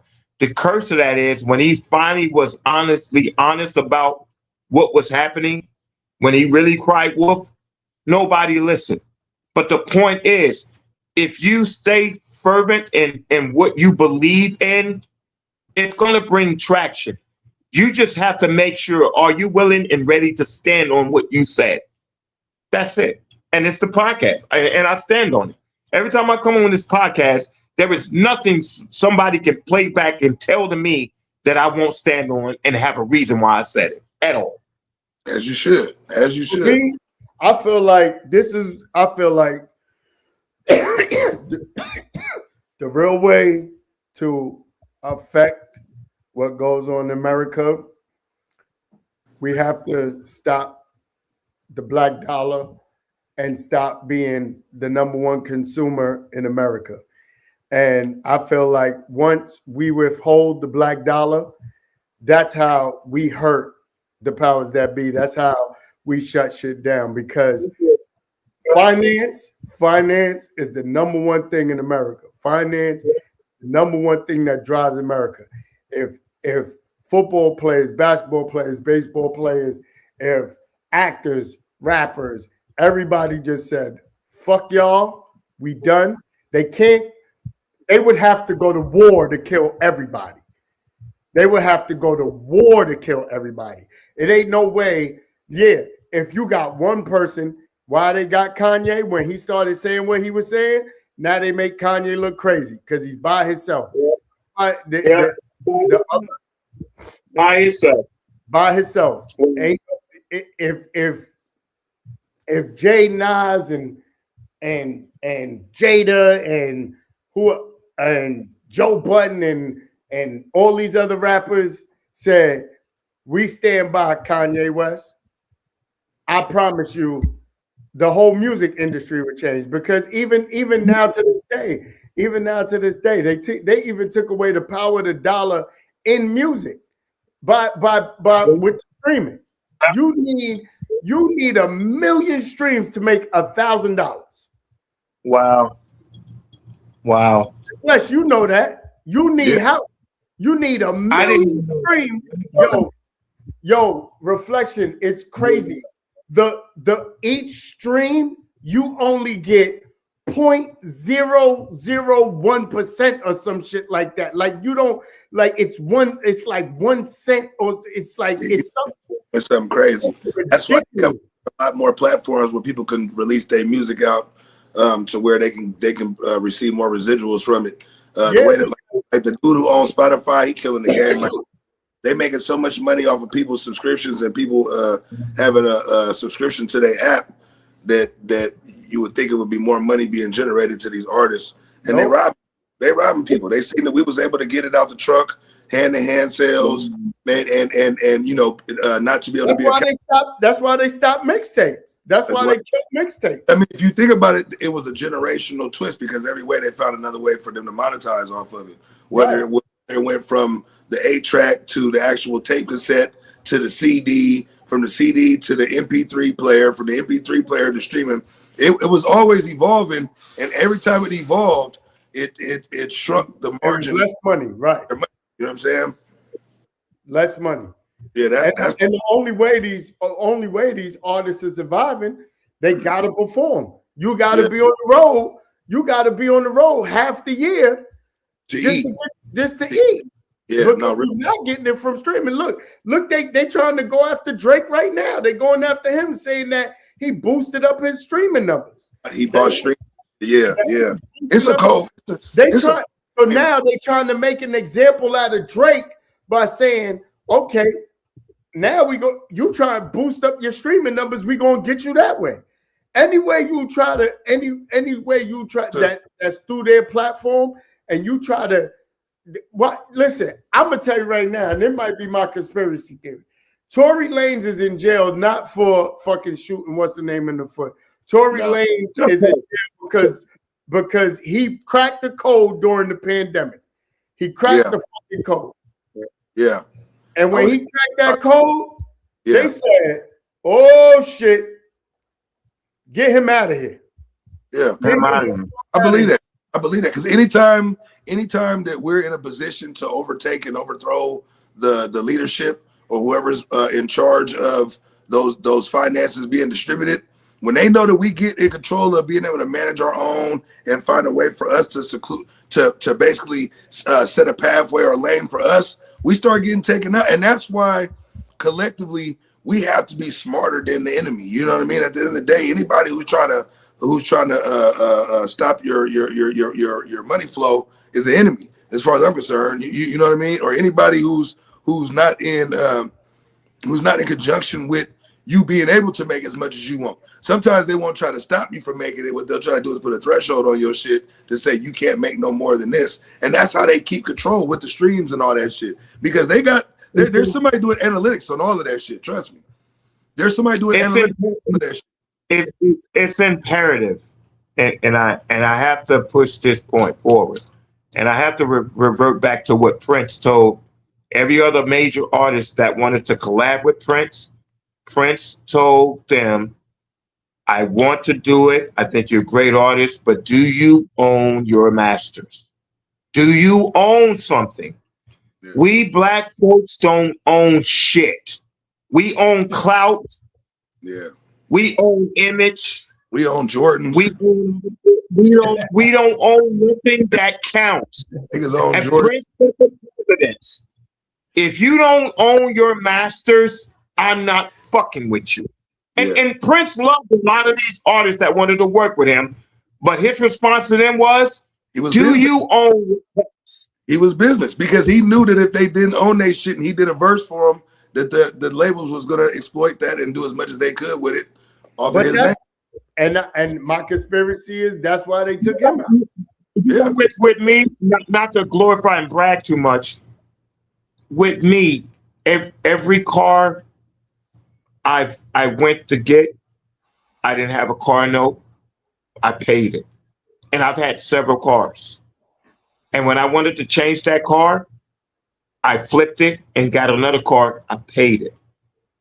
Everything that I've had, 99.9% of the time, I owned it. Any jewelry that I went to the pawn shop to get, and I go to the pawn shops because they had vintage jewelry that maybe this wife or this husband had to sell. They didn't want to sell. It was an heirloom. It was a different looking ring. It was a vintage ring. Everything that I did and got and bought, I didn't want to put shit on layaway. If I didn't have the money to own it and buy it and walk out with it that day, I didn't get it. I think black people need to go back to that method. Anything you want, if you can't buy it or take it right now, leave it the fuck alone. Ownership is what we need to push. If you don't own it, what nigga owns any part of it? And not any part. What nigga owns an NFL team? Can anybody tell me? It ain't no majority black. They just there ain't no majority black owners in the NFL. I think the only reason MJ was able to buy a team is because he was MJ. That had a lot to do with it. But you got to remember, he wasn't a majority owner either. That's what I'm saying. Even Jay-Z, and that's because everybody else is just buying stock within their team. So you might have some people of different ethnicities that are 10% owner, 9% owner, 12% owner. I think Miami Dolphins is the only people that I think, if I'm not mistaken. I mean, I probably have to, double back on that and make sure. But to my understanding, Miami Dolphins is the only NFL team that has any minority owners. And so anybody that has chimed, and I'm saying I'm done. Anybody that has chimed in to, and I stand on the podcast, shout out to Benz, and they want to say, okay, this nigga's got the biggest mouth, or he's got a big mouth on the podcast. What would be his leadership advice that should lead us in a more empowering direction? I would start with the finances. I want to take it back to the first Black Wall Street. And that's what made the Caucasian other races feared us, because we were in control of the dominant power, and the dominant power of today is money. It's money. System. We had our own ecosystem. Street, Rosewood, Harlem Renaissance. Yeah.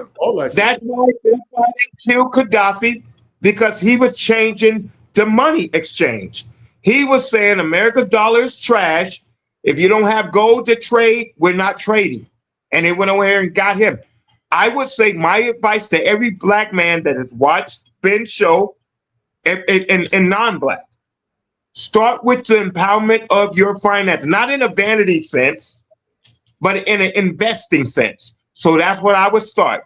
I would say we need to pool our money together and invest it and building a financial investment, building a financial foundation, and then we can grow from there and control the narrative and everything else that we're trying to push. We can't do it broke. We can't do it broke. No, that's And it's a lot of niggas broke. It's a lot of rich niggas broke. Diddy is broke. How is he rich now? It's a lot of niggas broke. Jay-Z's broke. He's not rich because he's playing the backfield. He's running behind the leadership and the icon of what Rock Nation is doing. Rock Nation is not black. It's not. They just put a black face on it. That nigga rich. A lot of these comedy shows are not being written by black people. They're being written by black people, but they're being taught and orchestrated by white people. Those scripts, white people study us more than any other race. White people study black race more than any other race. So a lot of these shows that y'all see being put out, the scripts are being written and being given to black people to narrate it. That's all. Listen, I'm gonna tell you like this. We can control the power. I'm gonna tell you like this. I'm probably gonna get some flack for it, but I'm gonna tell you like this. If black people started moving like the Jews, I promise you, it'd be a whole different ball game out here. It'd be I ain't gonna lie. There was a time and it was a long ride. It was about an hour ride. And I had this Jewish dude in my car. And he told me straight up. He said, you know what the problem is with the black people? He said, here's the difference. He said, in our community, and if y'all came to New York, I would take y'all to the Jewish community. If you go to he said, the problem is the Jewish community, our money goes through our community 8 times before it leaves our neighborhood. 8 times. He said the problem is the black community, it leaves the minute y'all get it. Yeah. The minute y'all get it, it's gone. That's crazy. That's ill right there. I heard that shit too. That's ill. Right that's what he said to me. He said that's the problem with the black community. Y'all get y'all money and y'all spend it elsewhere right away. Y'all don't keep it. We get it in your people. And that's why let me tell you something. This is no bullshit. I swear this is it's so funny too. And I every time. So there's a part of Brooklyn, right? There's a part of Brooklyn, it's Williamsburg area. And every time I drive through that community, I'm telling you, this is no cap. This is no bullshit. There ain't nobody out there with an iPhone. There ain't nobody out there with the new Android. Them niggas is out there with flip phones. Flip phones. They out there with flip phones. Got more money than I don't know what. Yeah. And with flip phones. Another thing with them, they're not out there. They ain't Louis and Gucci. They got on the same black suit. They probably got 5 black suits in rotation. They got the same black suit on. Everybody, it ain't no, everybody looks the same. Why they all look the same? They all look the same. They got their own stores. They got their own clothing stores. The women, they all dress the same. The kids, they kids, you see the kids all in the same fucking outfit. This is no cap. That's how you know that the kids is related because they all got on the same. If it's 3 kids, let's say it's a group of kids, it's about 20 kids. If you see 2 or 3 kids with the same outfit on, they come from the same household. You know they come from the same household because they got the same. The boys got on the same striped shirt. The girls got on the same pink dress. And this is how they roll. And they're not worried about, we too worried about the bullshit. We too worried about impressing me. I'm going to say this. For any of us to be a leader, we have to ask ourselves, what does our resume look like? That's a fact. Hey, remember, Malcolm X, he was Detroit Red. What the thing is, if anybody can go in your background, and all of us is vulnerable, I'm not pointing nobody out. If anybody can go in your background and find something in your background that's gonna shut you down and demobilize you as a leader, you need to move to the side and let that next person behind you walk forward, and we investigate and find out if they can be a leader. The point I'm making is the kids that we're birthing, we need to make sure and we invest in them to be the best they can be and as spotless as they can be, because people will get you on your background. And to prove my point, when I went before the judge, right? Because I'm on probation right now because I put my hands on somebody, right? So when I went before the judge.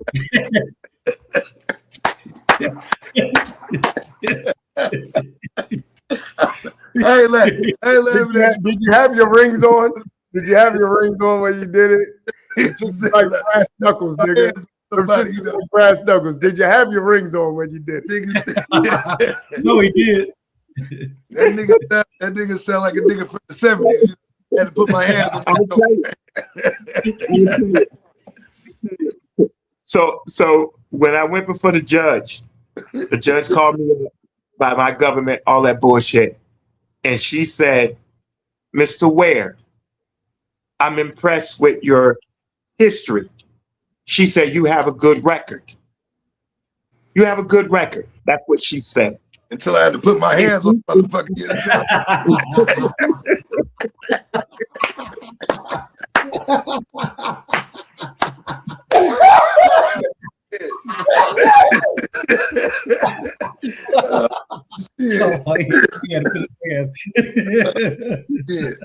I'm just fucking with you, my nigga. Go ahead.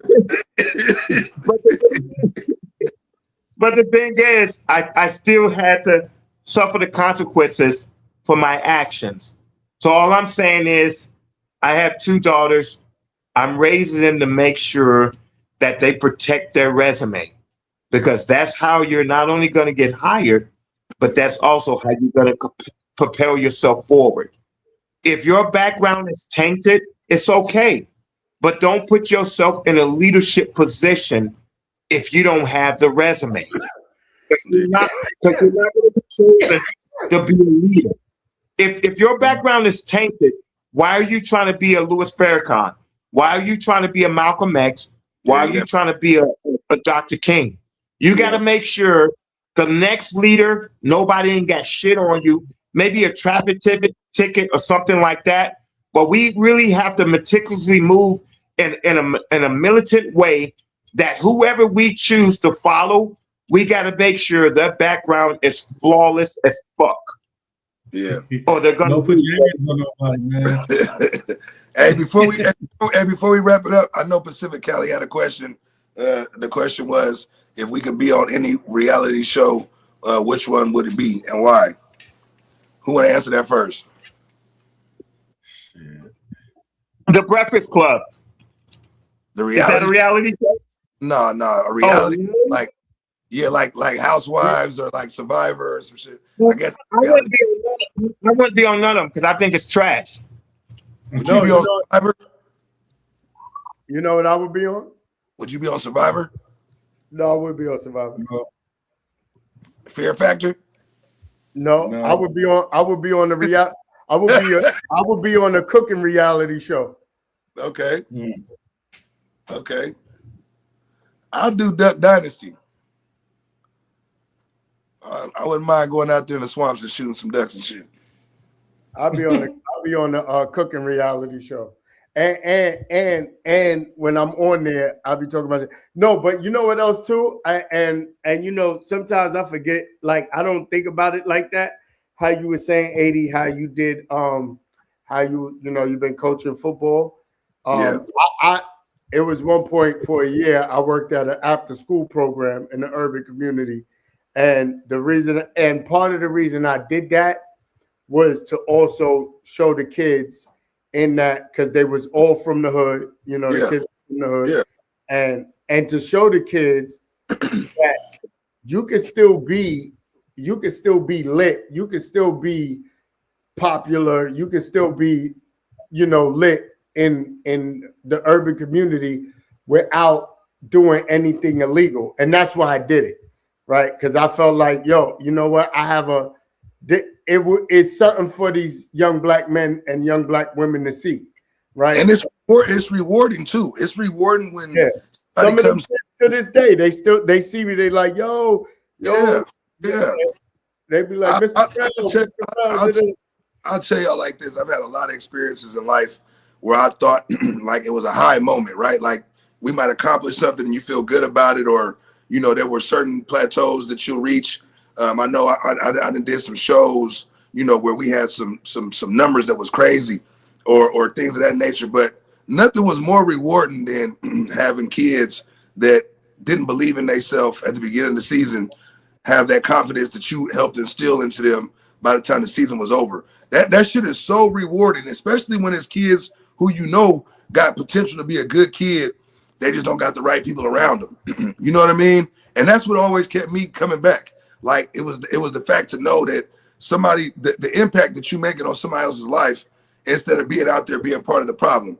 When I initiated my first walks of life, I was always part of the problem until I got into coaching. And once I got into coaching, I kind of stayed with it the whole way through. I ain't never had a break from coaching because it was always a way for me to feel like, okay, not just giving back, but to be part of the solution.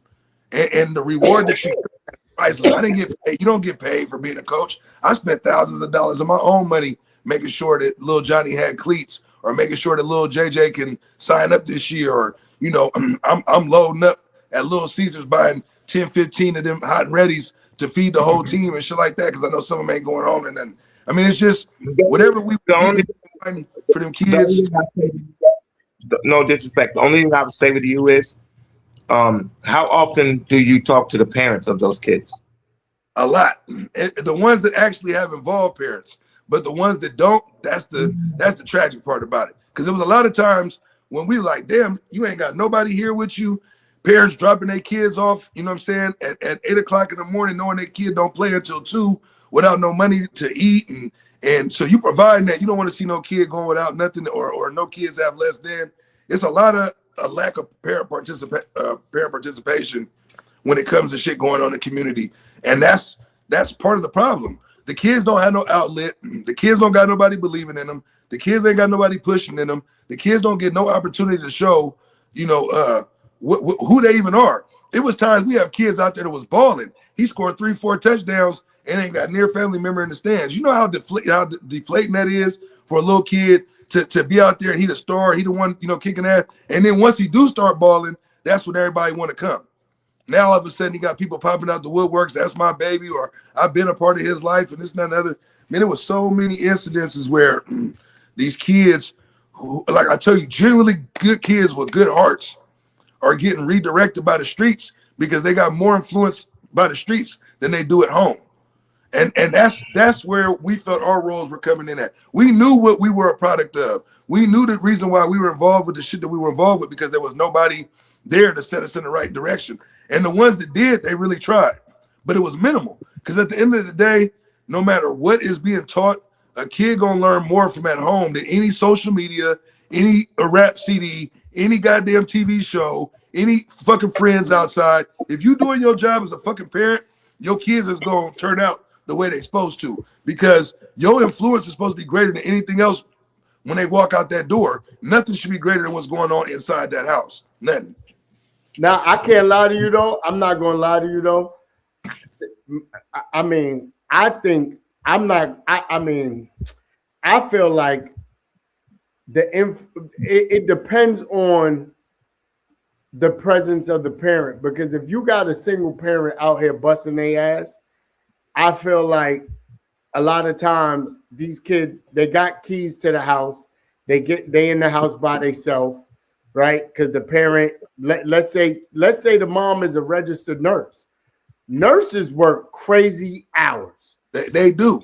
They do. And so imagine a registered nurse and your kid is a teenager but he's home alone a lot because you owe it. But you got to work. So I feel like the influence of other kids and honestly, I feel like that. Okay, during our time of growing up, no social media and stuff like that. Yes, the influence of the household was probably stronger back then. I agree. True.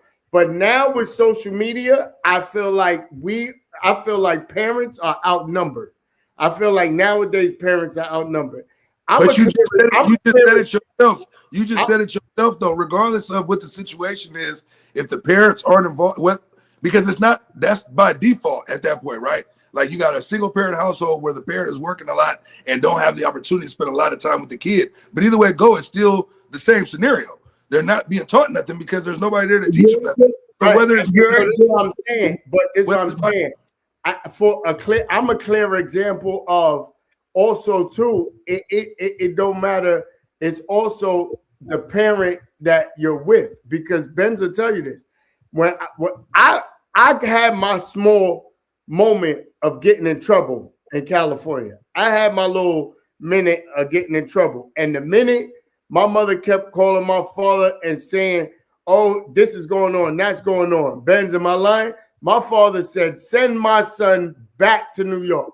And I went back to New York, and all the bullshit, I ain't even going to hold you. All the bullshit I was doing in California, I was doing it because I could get away with it with the parent I was with, right? Yeah. My father, that shit was out the window.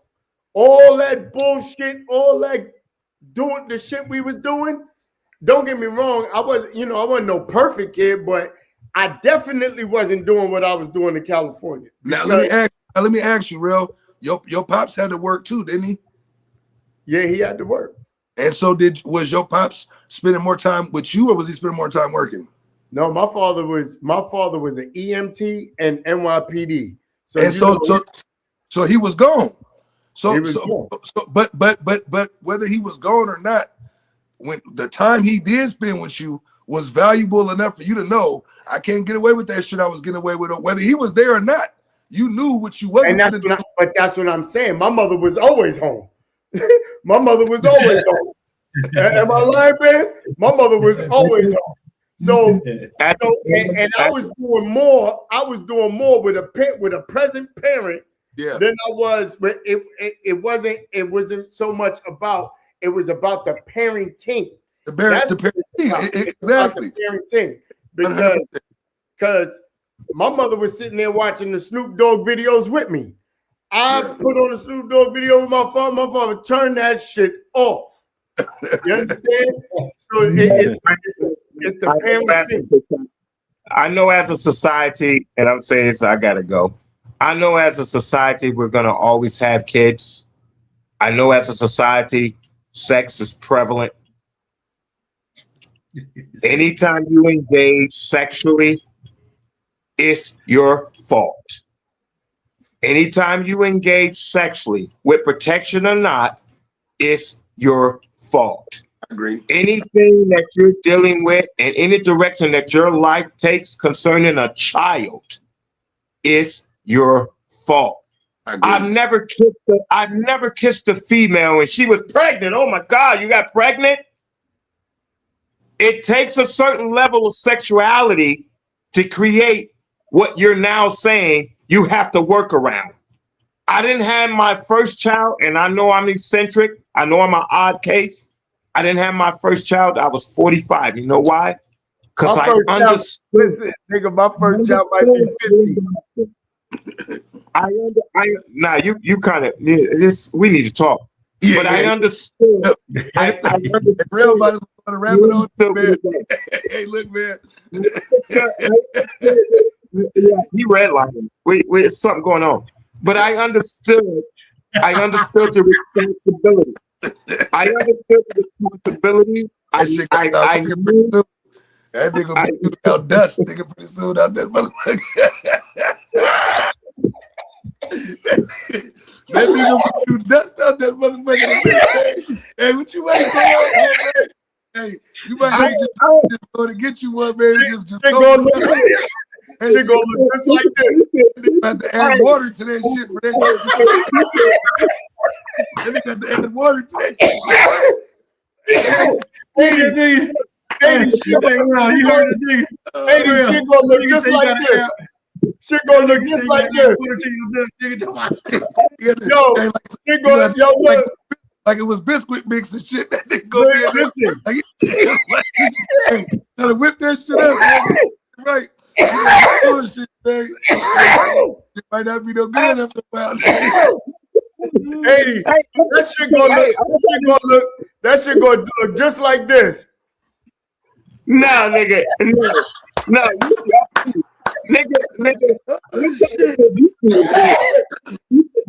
Shooting blanks. He's shooting blanks. No. I mean, I'm not perfect. I lost 3 kids though. I did lose 3 kids. I had twins. One chick would have had twins, but she had an abortion, and then my ex had a miscarriage. I'm sorry to hear that, man. Yeah. So I lost 3. I'm not perfect, but even that, I was still, when that happened, I was in my 40s. I was in my 40s when those situations happened. I was in my 40s. Yeah. Shit, late 30s to 40s. Mm-hmm. But the black fatigue, like I said, what I stand on is that the black fatigue is definitely a thing. It's definitely that shit is bringing our people down. That, like you said, we are at the bottom of the totem pole, and that shit ain't. And it's on us to bring us up, and that's what I'm standing on. It's take us to fix us. We don't need nobody else's help. We need our own help, and it starts from within, and it starts from the. You know what I mean? And we need to stop, and we need to keep the black dollar. We need to start circulating that through black people. More black people business should be thriving. And honestly, and if these celebrities and athletes really want to make a stand, they really need to just say they need to all kneel. They need to get on the Colin Kaepernick. Well, shit, man, I think I'm gonna stand on that part. You know, we had a lot of different episodes, man, and we point out different things that we don't agree with within our culture.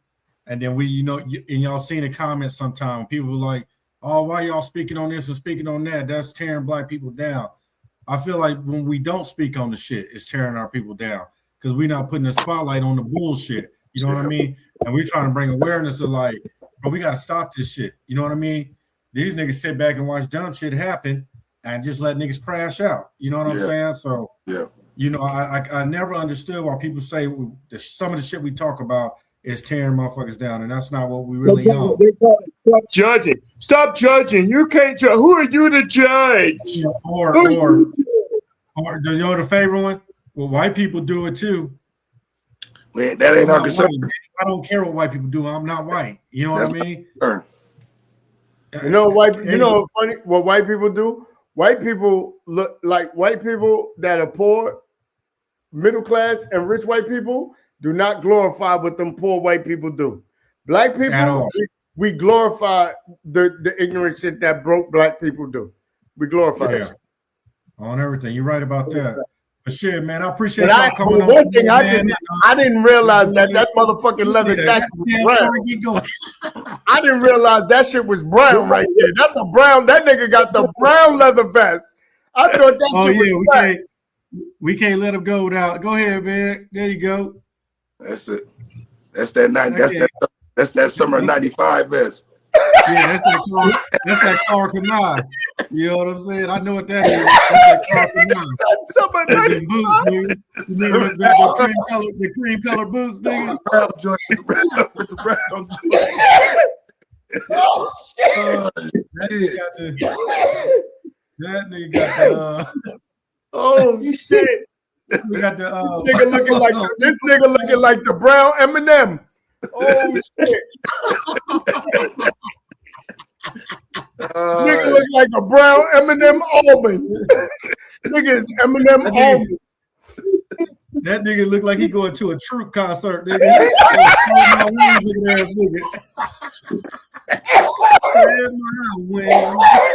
Nigga looking like the fifth Force MD. Oh shit. Oh shit. That nigga brought out the brown leather.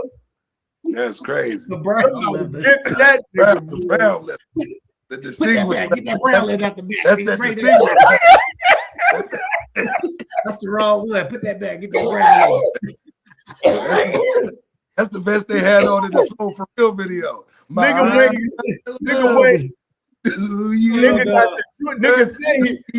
say he bought the jewelry from the pawn shop. He got the vest from the vintage shop. Hey, no, the vest came with the rings, nigga. Right, yeah, the vest came with the rings. We giving you a special. Stephanie over there clowning, telling me, no, not the black one. Get that almond color one. You know what I mean?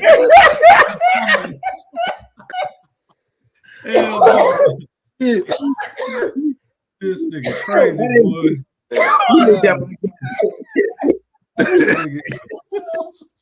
Oh shit. Yeah, man. Oh shit. That nigga pulled it out. And that shit got the big pockets too. That big pockets. That nigga got that Teddy Riley on, nigga. That's what the niggas was sitting on the porch. Nigga say that. Nigga said on the porch, that time for the video shoot. Nigga said she didn't believe a thing about the new Jack swing. Yeah.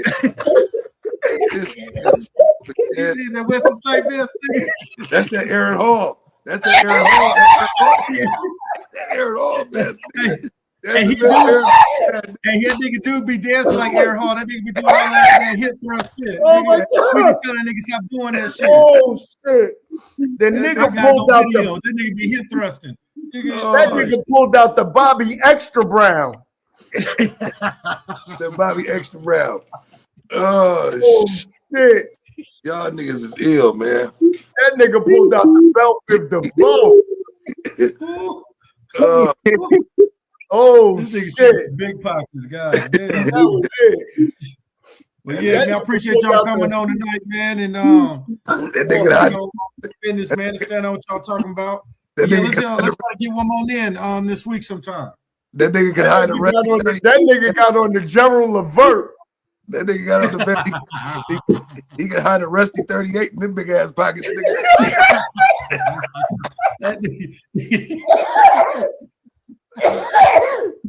Oh shit. Oh yeah. That nigga got a 38 with duct tape on it. Hella duct tape. Oh shit. Hell no. I'm done. That is hilarious. Oh shit. Oh, shit. When the nigga came on, the nigga was sitting back. I thought that shit was black. That nigga came up. I said, that shit is brown. Oh, all right. All right, Pacific Cali, man. I see you, Pacific Cali. For sure. Thank y'all for tuning in, man. Stephanie, Pacific Cali, man. Cornell. Oh my God. What's her name? She. Oh. Yeah, man. What's up with Eddie Let's get another one in tomorrow. I mean, or not tomorrow, but sometime this week. Hey, listen, I'm gonna let y'all know we're supposed to get this crazy ass snowstorm, so I think everybody's supposed to go and be in the house like this weekend, Sunday or something like that. So if y'all want to do it over the weekend, it's whatever. I'm down for the weekend too, because I'm being in the room. Sure. All right, y'all. All right, y'all. Salute to y'all, man. You all ready?